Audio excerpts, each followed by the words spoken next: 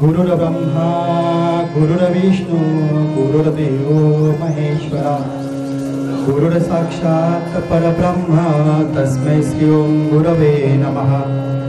गुरुर्ब्रह्मा गुरुर्विष्णू गुरुर्देव जनेश्वरा गुरुर्साक्षात् जनार्दन स्वामी तस्मै श्री ओं गणाधनाय नमः।